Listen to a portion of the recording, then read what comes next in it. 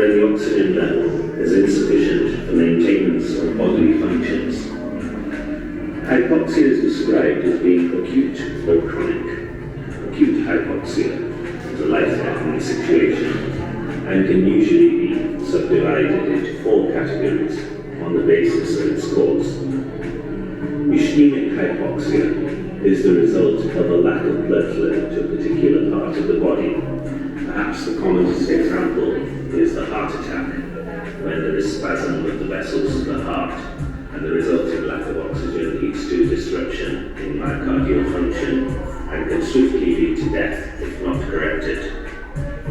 Hypoxic hypoxia happens when one is in an atmosphere with insufficient oxygen for respiration. A slow, chronic form of hypoxic hypoxia is what we describe as altitude sickness, when you quickly ascend to a height and the oxygen in the air is not sufficient and you start feeling ill. And the quickest way to reverse it, of course, is to go back down to the plains and replenish your oxygen supply. Hypoxemic hypoxia is the result of having insufficient red blood cells to carry oxygen from your lungs to the rest of your body. This is usually a chronic condition and can lead to changes in the pattern of blood cells that one has.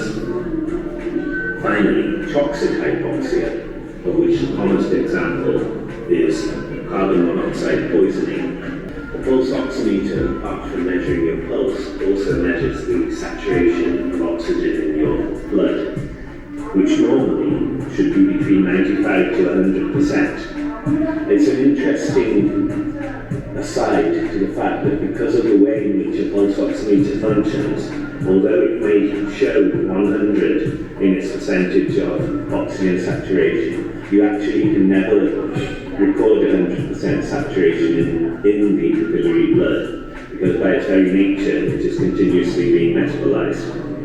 However, normal oxygen saturation, and therefore lack of hypoxia, implies that your blood saturation of oxygen is above 95%.